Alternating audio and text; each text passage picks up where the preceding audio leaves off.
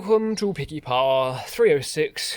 How to remove, replace, inspect, check, find, open, pull down, out your interior heater fan, blower fan, whatever you want to call it.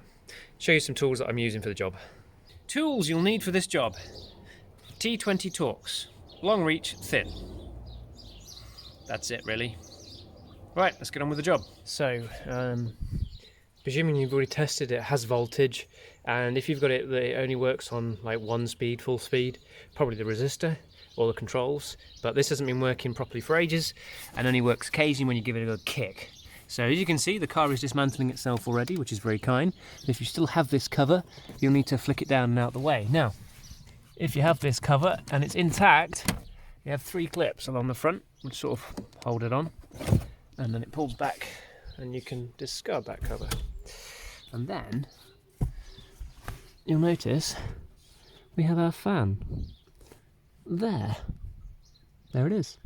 So it's actually quite a simple job. Our drain, hopefully we can fit a new one on the other one, but let's have a good look up in there so you can see what's going on. So we have a couple of screws and a plug essentially. So the plug is like up here, quite hard to get to. Sometimes it's easy to unplug it just when it starts moving, but there's just 3 Torx screws. So there's one there, one up there, one over there.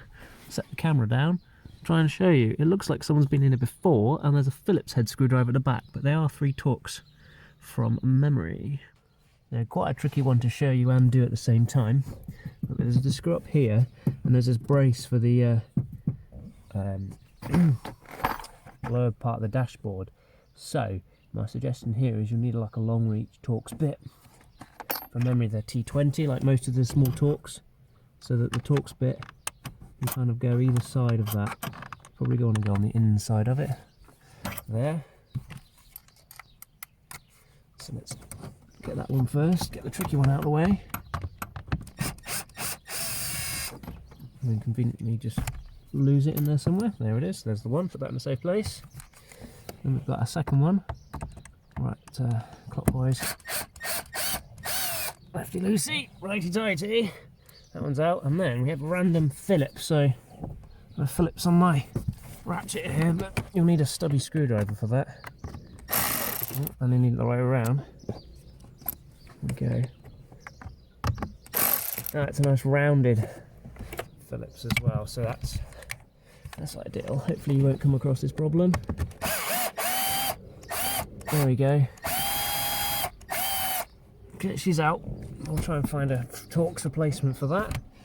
These are the screws, by the way, that you'll be wanting.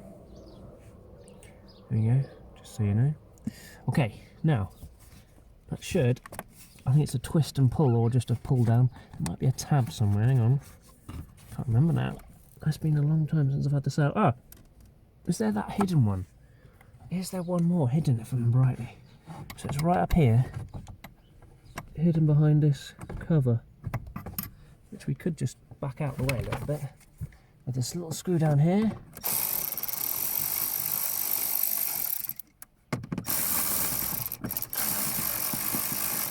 And that's out the way a little bit more. And then we can get to a, I wouldn't say a hidden screw, it's just extra awkward to get to. There we go. Oh, lovely. I don't know if there's any more hidden screws. So that's 4 so far. And there she is. There she blows. Twist it slightly clockwise. There we go. And then you can easily get to the plug, which is a real faff up in there. But here we can just wiggle it off. There's no clips or anything on it. It just pulls straight off. And that is the fan out. And my goodness, oh dear, doesn't feel very nice. No. So, on these with the variable speed thing, you have the resistor pack kind of as part of them. That's from my memory anyway. That might be wrong. So it's either the piece in here that's gone or the actual motor that's dead inside. Yeah, no pins are like burnt out or anything. So let's get the replacement one. And fitment is the reversal of the process that I removed it with. Sure.